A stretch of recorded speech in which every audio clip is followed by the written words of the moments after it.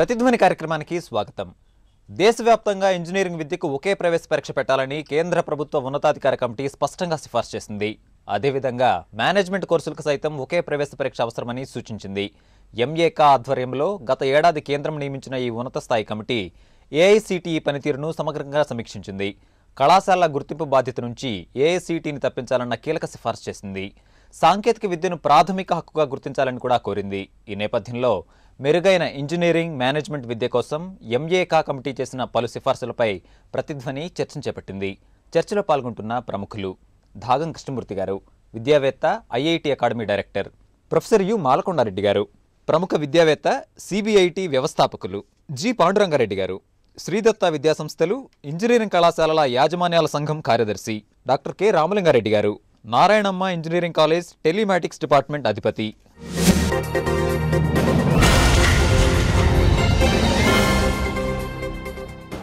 కృష్ణమూర్తి గారు, ఈరోజు engineering management విద్యకు సంబంధించి కేంద్ర మానవ వనరుల అభివృద్ధి శాఖ కీలకమైనటువంటి కమిటీని వేసింది. ఆ కమిటీ అనేక సిఫార్సులు చేస్తుంది. ఇందులో భాగంగా దేశవ్యాప్తంగా ఒకే పరీక్ష నిర్వహించాలనేటువంటి కీలక సిఫార్సు కూడా చేసింది. మరి ఈ కమిటీ ఎందుకు ఏర్పడిందంటారు? దీని నేపథ్యంపై మీరేమంటారు? ఇప్పటికైనా కూడా ఇంజనీరింగ్ విద్య గురించి ప్రభుత్వం ఆలోచించడం అనేది చాలా సంతోషకరమైన విషయం అండి. ప్రస్తుతం కొనసాగుతున్న విద్యా విధానంలో ముఖ్యంగా ఇంజనీరింగ్కు సంబంధించి ఎన్నో లోటుపాట్లు ఉన్నాయన్నమాట. ఈ కమిటీ వేయడం వలన వాటిని అన్నిటినీ పరిశీలించి ఉన్న లోపాలను సరిదిద్ది ఇంజనీరింగ్ విద్య మరింత బాగవుతుందని అందరం ఆశిస్తున్నాము. ముఖ్యంగా దీంట్లో ఒకటి ఏంటంటే, ఒకే ఎగ్జామ్ అన్నది అన్ని ఇంజనీరింగ్ కాలేజీలకు ఒకే ఎంట్రన్స్ ఎగ్జామ్ కండక్ట్ చేయడం అన్నది చాలా అవసరం అండి.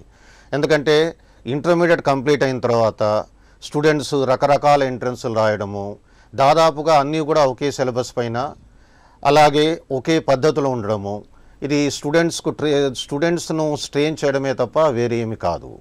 అందుకని ఒకే పరీక్ష విధానం అనేది చాలా మంచిది. ఈ ప్రపోజల్ ఇంత క్రితమే ఉంది. యాక్చువల్గా ప్రజెంట్ జేఈ మెయిన్ అన్న ఎగ్జామ్ అదే ఉద్దేశంతో స్టార్ట్ చేయబడింది. కానీ స్టేట్ గవర్నమెంట్స్కు ఆప్షన్స్ ఇవ్వడం వలన కొన్ని రాష్ట్రాలు దాని బేసిస్ మీద అడ్మిషన్ ఇస్తున్నాయి, కొన్ని ఇవ్వడం లేదు. కాబట్టి ఈ ఐడియా చాలా మంచిదండి. అలాగే ఇప్పుడు ఏఐసిటికి ఈ బాధ్యతల నుంచి ఏఐసిటిని తప్పించడం అన్నది కూడా తప్పించడం అవసరమా లేదా అనే దానికంటే ప్రస్తుతం ఉన్న విధానంలో ఏంటంటే ఏఐసిటి ఒకటి, జేఎన్టీ ఒకటి, రెండు ఇన్వాల్వ్ అయి ఉన్నాయండి. అప్రూవల్ ఏఐసిటి దగ్గర నుంచి తెచ్చుకోవాలి, అఫిలియేషన్ జేఎన్టీ దగ్గర నుంచి తెచ్చుకోవాలి, గుర్తింపు ఒక చోటు నుంచి తెచ్చుకోవాలి. అవి రెండు కూడా సింక్రనైజేషన్తో పనిచేయడం లేదు. కాబట్టి ఇంజనీరింగ్ కాలేజ్ మేనేజ్మెంట్స్కు చాలా కష్టం అవుతుంది. అదేవిధంగా ప్రాసెస్ ఆఫ్ అడ్మిషన్ కానివ్వండి, ఈ క్లాసులు స్టార్ట్ కావడంలో చాలా డిలే అవుతుందండి. ఇలా రెండు బాడీస్ సపరేట్ కాకుండా ఒకటే ఏదైనా ఉంటే బాగుంటుందని నేను అనుకుంటున్నాను. ఇందాక మీరు అన్నారు ఈరోజు ఇంజనీరింగ్ విద్యలో కొంత లోపాలు ఉన్నాయి కాబట్టి ఇలాంటి సమయంలో ఇట్లాంటి కమిటీ అన్నటువంటిది అవసరమైందని చెప్పి. లోపాలు ఎలాంటివి ఉన్నాయని చెప్పి మనం అనుకోవచ్చు? ఏ స్థాయిలో మనకి సమస్యలు ఉన్నాయంటారు? సమస్యలు అనేక స్థాయిల్లో ఉన్నాయండి. ఒకటైతే స్టాండర్డ్ ఆఫ్ ఎడ్యుకేషను పడిపోవడము, అలాగే క్లాసులు సరైన టైంలో స్టార్ట్ కాకపోవడము, ఇంకోటి ఏంటంటే ప్రాక్టికల్ నాలెడ్జ్ అనేది లేకపోవడము. ఈవెన్ సిలబస్లో కూడా కేవలం పుస్తకాల్లో థియరీ జడమే తప్ప ఇండస్ట్రీతో లింక్ లేకపోవడము. ఇవన్నీ సవరిస్తే కానీ ఇంజనీరింగ్ విద్య బాగుపడదండి. మాలకొండారెడ్డి గారు, ఈరోజు ఏఐసిటిఈని తన బాధ్యతల నుంచి తప్పించాలి అని కేంద్ర ప్రభుత్వం నియమించిన ఎంఏకా కమిటీ సూచించింది. మరి దీని అవసరం ఎందుకు వచ్చిందంటారు? దీని పరిణామాలను మీరు ఎట్లా విశ్లేషిస్తారు? ఈనాటి నేపథ్యం ప్రపంచీకరణ. ఎడ్యుకేషన్ ఒక పరీక్ష ఇండియాకి కాదు, ఒకరోజు మొత్తం ప్రపంచానికే ఒక పరీక్ష అయ్యే రోజులు వస్తాయి. ఈరోజు దాన్ని గ్లోబలైజేషన్ అన్నట్టు, నేను తెలుగులో చెప్పాలంటే ప్రపంచీకరణ. ఈ ప్రపంచీకరణ వల్ల ఏమవుతుందంటే, ఇప్పుడు ఇండస్ట్రియల్గా పారిశ్రామికంగా చాలా అభివృద్ధి చెందినటువంటి అమెరికాతో మనకు సంబంధం. జపాన్ వాళ్ళు కాలిఫోర్నియా ఇన్స్టిట్యూట్తో ఇద్దరు కలుపుకొని టైడ్ అని ఒక ప్రోగ్రాం పెట్టారు. టైడ్, ట్రాన్స్ ఇంటరాక్టివ్ డిస్టెన్స్ ఎడ్యుకేషన్. బిఫోర్ జపాన్లో క్లాస్ జరిగితే అమెరికాలో అటెండ్ అవుతారు, కాలిఫోర్నియాలో. అంటే అంత లెవెల్కి వెళ్ళిపోయింది. కాబట్టి ఇన్ని రకాల ఎగ్జామినేషన్స్ పెట్టినందువల్ల వారు కృష్ణమూర్తి గారు అన్నట్టు ఆ స్టూడెంట్స్ చాలా ఇబ్బందులు పడిపోతున్నారు. ఆ సమయం కుదరడం లేదు. అందువల్ల ఒకే పరీక్ష పెట్టి ఐఏఎస్ ఐపీఎస్ లాగా ఐఆర్ఎస్ అని ఇంకోటి కూడా ఉంది, అటువంటి చాలా ఉన్నాయి. ఇండియన్ రెవెన్యూ సర్వీస్ లాగా ఇది ఒక టెక్నికల్ ఎడ్యుకేషన్కి ఒక పెట్టడం అనేది చాలా ప్రయోజనకారి. ఏఐసిటిని గుర్తింపు ప్రక్రియ నుంచి తప్పించాలి అని కమిటీ ఎందుకు సూచించిందంటారు? అంటే ఏఐసిటి ఒకప్పుడు పవర్లెస్గా ఉండేది. 1987 దాకా ఏఐసిటికి ఎటువంటి పవర్స్ ఉండేవి కాదు. 87లో పార్లమెంట్లో ఒక చట్టం చేసి దానికి అధికారం ఇచ్చారు. అప్పుడు ఏంటంటే మొత్తం ఆల్ ఇండియా కలపాలి, ఎడ్యుకేషన్ సపరేట్గా ఒక స్టేట్కి ఒక రకంగా ఉండకూడదనే ఉద్దేశంతో చేశారు. కానీ ఇప్పుడేంటి మన దృష్టి ఏంటంటే ప్రపంచీకరణ వైపు వెళుతున్నది. ఈ దృష్టిలో ఏఐసిటి కెపాసిటీ సరిపోదు, అది కూడా చట్టబద్ధమైందే.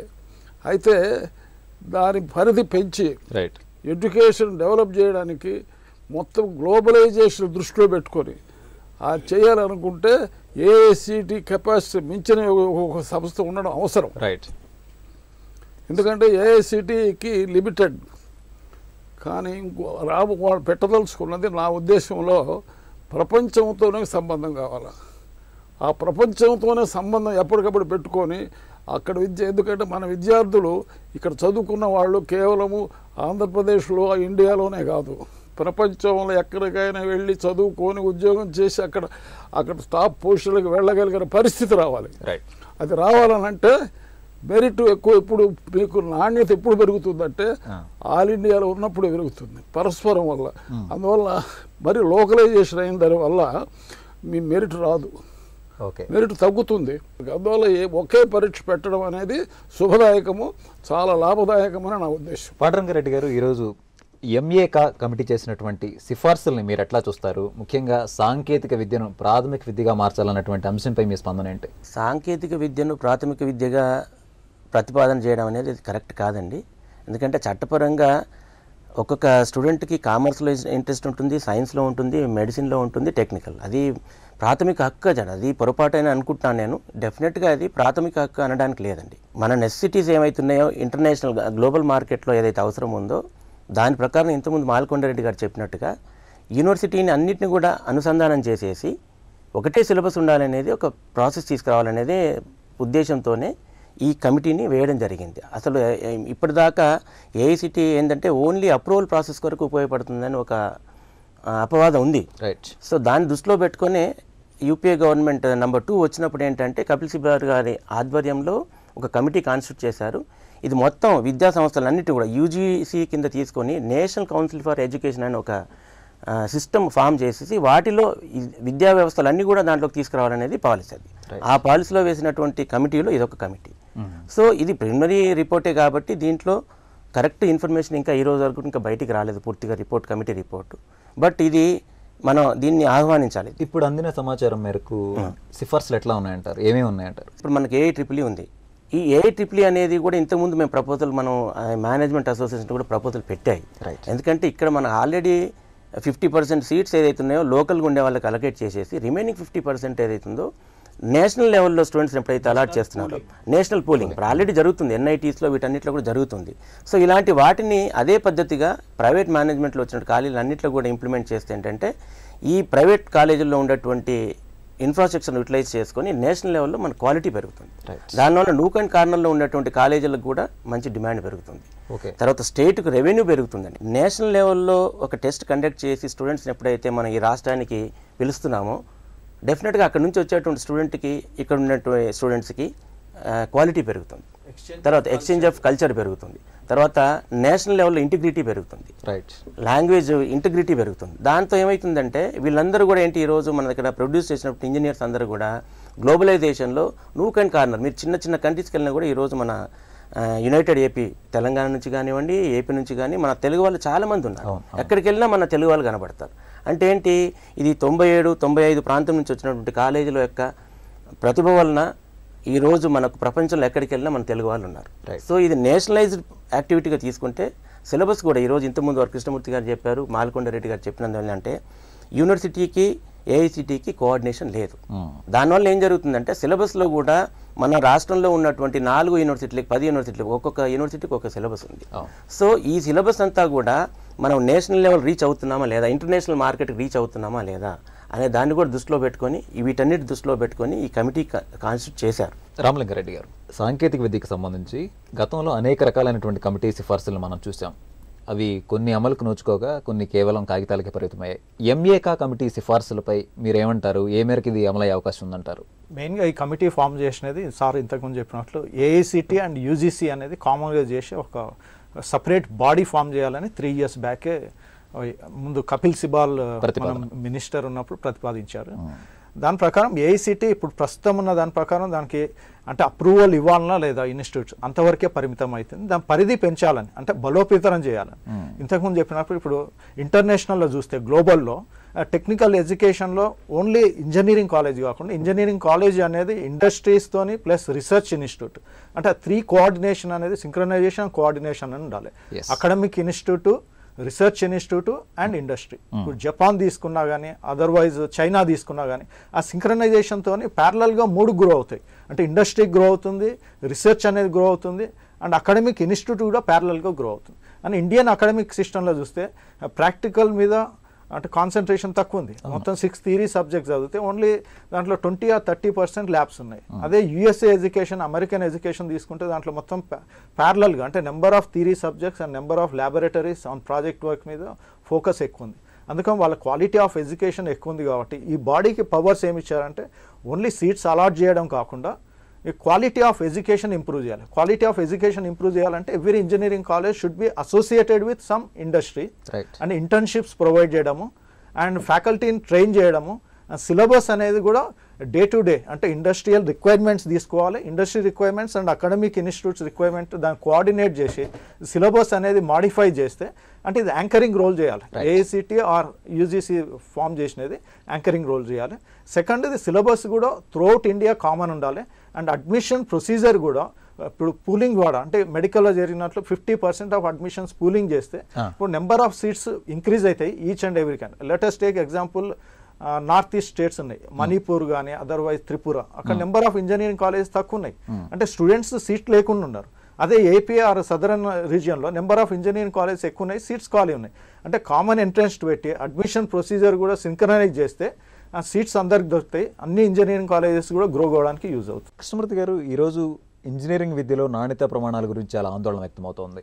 మరి కమిటీ చేసినటువంటి సిఫార్సుల ద్వారా నాణ్యత ఏ మేరకు పెరుగుతుందని చెప్పి అనుకోవచ్చు? మనం మెరుగైనటువంటి సాంకేతిక విద్యను కమిటీ సిఫార్సుల ద్వారా పొందవచ్చు అని ఆశించవచ్చు అంటారా? ఏఐసిటి రోల్ గురించి ఆలోచించడం ఒకటి, అలాగే కామన్ ఎంట్రన్స్ ఎగ్జామ్ కండక్ట్ చేయడం అన్నది ఒకటి. కానీ మీరు చెప్పినట్టు ఈ రెండింటికి సమానంగా కూడా ఇంజనీరింగ్ విద్యలో నాణ్యతను పెంచడం చాలా చాలా అవసరం అండి. అది చేయకుండా ఇంకేం చేసినా కూడా మనకు రికగ్నైజేషన్ రాదు. కాబట్టి తప్పకుండా కమిటీ ఈ విషయం కూడా గురించి ఆలోచించి అంటే ఇంజనీరింగ్ విద్యలో స్టాండర్డ్స్ను మనం ఎలా పెంచగలుగుతాము అనేది ఆలోచించి ఇప్పటి వరకు మనం డిస్కస్ చేసుకుంటున్నట్టు మెయిన్గా ఇంజనీరింగ్ విద్యకు కావాల్సింది ఏంటంటే అనుసంధానం అండి. ఫ్యాక్టరీలతో కంపెనీలతో అనుసంధానం అనేది ఉండాలి.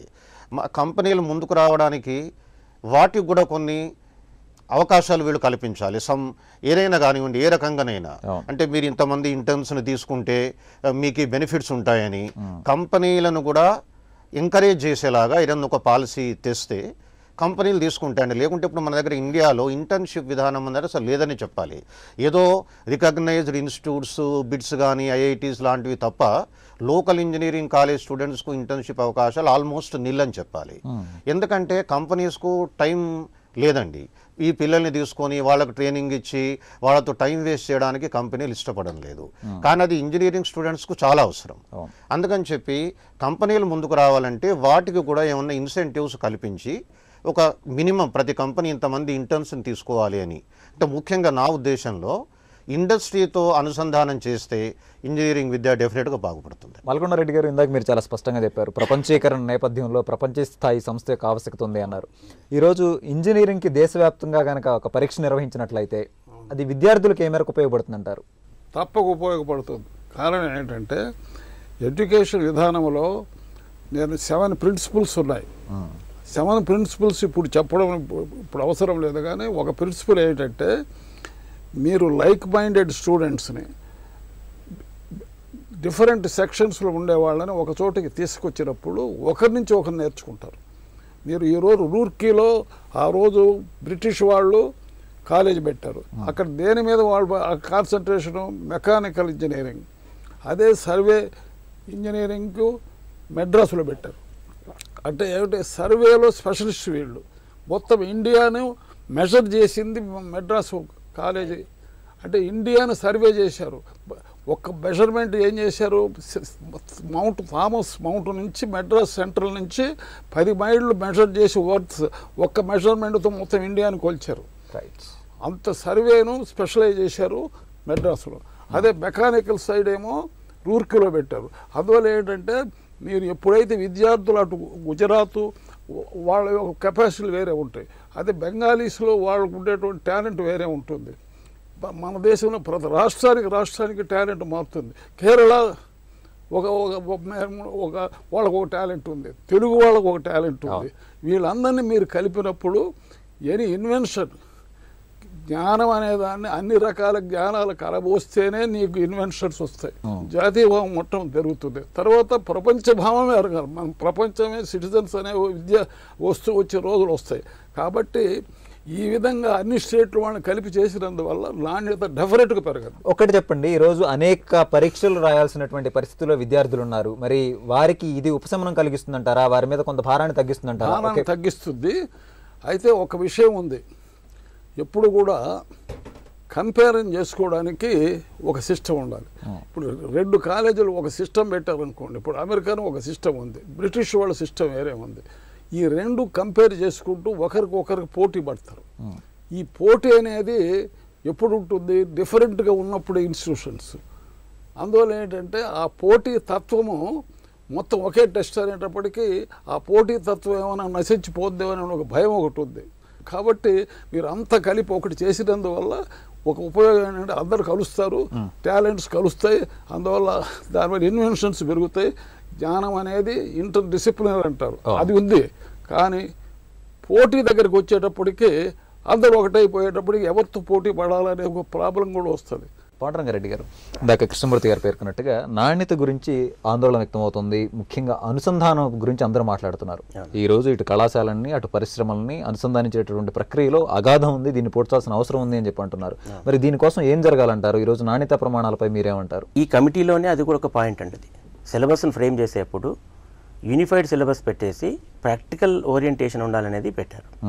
దాన్ని ఇప్పుడు వారు చెప్పింది, కృష్ణమూర్తి గారు చెప్పింది అదే మాట అండి. ఏంటంటే అనుసంధానం చేయడం అనేది అంటే కంపల్సరీ ఇండస్ట్రీలో వారి ఇండస్ట్రీకి కూడా సోషల్ రెస్పాన్సిబిలిటీ ఉంది ఈ కంట్రీ గురించి కానీ విద్యా సంస్థల గురించి కానీ చేయడానికి. సో ఇంటర్న్షిప్ ఇవ్వడం అనేది కంపల్సరీ అయిపోతుంది. అప్పుడు ఏంటంటే స్టేట్ ఇన్వాల్వ్ అయ్యి ఆ కంపెనీస్ ఏం చేస్తుందంటే ఇంటర్న్షిప్ ఇవ్వడానికి కూడా ఒక మ్యాండేటరీ ప్రొవిజన్ పెడుతుంది. అది దానికి చట్టం లేదు ఇప్పుడు మనకి. ఇప్పుడు నేను కంపెనీకి పంపిస్తానంటే నన్ను నా స్టూడెంట్స్ తీసుకోరు. నువ్వు మెరిట్ అడుగు, ఇంకా డిసిప్లిన్ అడుగు, ఏం కావాలో తీసుకోవాలి, కానీ స్టూడెంట్ ఎంటర్ చేయడానికి అవకాశం లేదు. పబ్లిక్ సెక్టర్ కంపెనీస్ కానివ్వండి, ప్రైవేట్ సెక్టర్ కంపెనీస్లో కానీ ఓన్లీ రెఫరెన్స్తో పోవాలి. అలాంటప్పుడు ఏంటంటే మెరుగైన విద్యార్థులకి ఒక ఇంటరాక్షన్ కావాలన్నప్పుడు దొరికే పరిస్థితి లేదు. కాబట్టి ఈ కమిటీలో అది కూడా ఒక పార్టే. సో ఈ కమిటీ ఏంటంటే ఇంతకుముందు ఫామ్ చేసిందన్నో last year HRD minister garu ఈ కొత్త గవర్నమెంట్ వచ్చిన తర్వాత కూడా దీని మీద దృష్టి పెట్టింది. అంటే ఏఐసిటీకి యాక్చువల్గా పవర్ తీసేశారు, కోర్టు కూడా నో అని చెప్పింది. అయితే దీని ఏంటంటే కోర్టు ద్వారా ఈ 16-17 దాకా అది ఎక్స్టెండ్ అయింది ఇప్పుడు. సో ఈ లోపల ఈ కమిటీ రావడం అనేది చాలా మంచి ఉద్దేశం. దీంతో డెఫినెట్గా క్వాలిటీ పెరుగుతుంది. మీరు ఇంతకుముందు మనం తీసుకుంటే సివిల్ సర్వీస్ తీసుకుంటున్నాము, ఎంత పోటీతత్వం ఉంది ఇప్పుడు. దాంట్లో ఏమి లూప్ హోల్స్ లేవు, సిస్టమ్ అదే మాదిరిగా దీన్ని జరిపితే డెఫినెట్గా ఇది మంచి పరిణామమే. తర్వాత కంట్రీ మొత్తం డెవలప్ అవుతుంది. భారతదేశంలో ఈరోజు ఉన్నటువంటి పరిస్థితుల నేపథ్యంలో రానున్నటువంటి కోర్సులను డిజైన్ చేయడంలో కానీ మిగిలిన అంశాల్లో కానీ ఎట్లాంటి పందా ఉండాల్సిన అవసరం? డెఫినెట్గా, ఎందుకంటే ఇప్పుడు ఆల్మోస్ట్ ఆల్ ఇంటర్నేషనల్ మార్కెట్కు ధీటుగా మన స్టూడెంట్స్ ఉన్నారు, ప్రిపేర్ అయ్యి వెళ్తున్నారు. మనకి వాళ్ళకి తేడా ఏంటంటే ప్రాక్టికల్ ఓరియంటేషన్ థియరీ పార్ట్లో ఉన్నాం కానీ ప్రాక్టికల్గా లేము. సో దాన్ని ఇప్పుడు స్పెషల్ ఫోకస్ ఇస్తున్నారు. సెంట్రల్ గవర్నమెంట్ కూడా చాలా స్కిల్ డెవలప్మెంట్ ప్రోగ్రామ్ అని ఇప్పుడు మంచి స్కీమ్ తీసుకొస్తున్నారు. అది డిప్లొమా లెవెల్ ఉంటుంది కాబట్టి ఇంజనీరింగ్ లెవెల్లో కూడా దీని ఒక చట్టపరంగా తీసుకొచ్చి ఈ కమిటీ ద్వారా చేసినప్పుడు ఏమవుతుందంటే ఇంటర్నేషనల్ మార్కెట్లో మేక్ ఇన్ ఇండియా అనేది ఈరోజు మన ప్రైమ్ మినిస్టర్ గారు చెప్తున్నారు, దాన్ని ఖచ్చితంగా మనం సక్సెస్ అవుతాము. ఇది చాలా మంచి పరిణామం. ఈ కమిటీ ఇచ్చినటువంటి రిపోర్ట్ను తొందరగా ఇంప్లిమెంట్ చేస్తే డెఫినెట్గా మనం అతి త్వరలో మోదీ గారి యొక్క అయితే ప్రైమ్ మినిస్టర్ గారు చెప్పినటువంటి దాన్ని మేక్ ఇన్ ఇండియాను డెఫినెట్గా సక్సెస్ చేస్తారు. రామలింగారెడ్డి గారు, మరి కమిటీ సిఫార్సుల నేపథ్యంలో కేంద్ర ప్రభుత్వ కార్యాచరణ ఎట్లా ఉండాలంటారు? ఇంజనీరింగ్ విద్యలో ఎట్లాంటి సంస్కరణలు తీసుకురావాల్సినటువంటి అవసరం ఉందంటారు? మెయిన్గా వన్ నేషన్ వన్ ఎంట్రన్స్ అనేది కమిటీలో ఒక రికమెండేషన్. ఇప్పుడున్న ప్రస్తుత సిచ్యువేషన్లో ఐఐటి సపరేట్ ఎంట్రన్స్ ఉంది, జేఈ మెయిన్ అంటే ఎన్ఐటికి సపరేట్ ఎంట్రన్స్ ఉంది, local engineering college separate entrance. ఈ సపరేట్ ఎంట్రన్స్ వలన సిలబస్ సేమ్ అయినా డిఫరెంట్ మోడల్స్ ఉన్నాయి. మరి డీమ్డ్ యూనివర్సిటీ సపరేట్ ఎంట్రన్స్ అంటే సేమ్ సిలబస్లో డిఫరెంట్ టైప్స్ ఆఫ్ మోడల్స్ ఉన్నాయి. దీనివల్ల కోచింగ్ సెంటర్స్ డిఫరెంట్ కోచింగ్స్ ఇస్తున్నాయి. జేఈకి separate coaching, IIT separate coaching, EAMCET separate coaching, అంటే డిఫరెంట్ స్టేట్స్లో డిఫరెంట్ ఎంట్రన్స్ ఎగ్జామ్స్ ఉన్నాయి. అంటే ఇది స్టూడెంట్స్కు స్ట్రెయిన్. సెకండ్ వచ్చి admission process IIT admissions NIT ఈసారి సింక్రనైజ్ చేశారు. అదర్వైజ్ లాస్ట్ 3-4 ఇయర్స్ సీట్స్ మిగిలాయి ఎన్ఐటి ఐఐటీస్లో. ఇప్పుడు సింక్రనైజ్ చేసిన ఈ మధ్యన జరిగిన మన స్టేట్ కౌన్సిలింగ్లో చూస్తే ఈ ఎన్ఐటి ఐఐటి అడ్మిషన్ సీట్స్ వచ్చిన వాళ్ళు ఈ లోకల్ అడ్మిషన్స్ కూడా ప్యారలల్ అయ్యే వరకు కొద్దిగా మెస్గా ఫామ్ అయింది. నియర్లీ 10,000 స్టూడెంట్స్ ఆప్షన్స్ ఇవ్వలేదు, దాంట్లో సీట్స్ అలాట్ కాలేదు, సీట్స్ ఉన్నా సీట్స్ అలాట్ కాలేదు. అంటే కన్ఫ్యూషన్ అవాయిడ్ చేయడానికి కేంద్ర ప్రభుత్వం 2 చర్యలు తీసుకోవాలి. ఒకటి వన్ నేషన్ వన్ ఎంట్రన్స్ పెట్టాలి. అంటే ఇప్పుడు ఉన్నట్లు జేఈ మెయిన్ అనేది త్రూఅవుట్ ఇండియా కామన్ ఎగ్జామ్ పెట్టి ఐఐటీస్కి జేఈ అడ్వాన్స్ పెడితే అది రెండింటిని సాటిస్ఫై అవుతుంది. అంటే పోటీతోనే తట్టుకోవచ్చు, plus common entrance one nation one entrance ఉంటుంది. సెకండ్, అడ్మిషన్ ప్రాసెస్లో కూడా రీఫార్మ్స్ చేయాలి. అడ్మిషన్ ప్రాసెస్ రీఫార్మ్ అంటే 50% సీట్స్ మెడికల్ లాగా కామన్ పూల్ చేసేస్తే డిస్ట్రిబ్యూషన్ ఆఫ్ సీట్స్ అనేది ఈక్వల్ అవుతాయి. సెకండ్ది కల్చర్, అంటే డిఫరెంట్ స్టూడెంట్స్ కల్చర్, దాంతోనే కల్చర్ ఎక్స్చేంజ్ అవుతుంది. సిలబస్ అంటే కరికులం చేంజ్ చేసే ముందు మిగతా కంట్రీస్లో, అంటే ఈ కమిటీ అనేది డిఫరెంట్ కంట్రీస్లో విజిట్ చేసి అడ్వాన్స్ కంట్రీలో అక్కడ industry, research institute and academic institute ఈ 3 ఇన్స్టిట్యూట్స్ మధ్యన సింక్రనైజేషన్ ఉండాలి.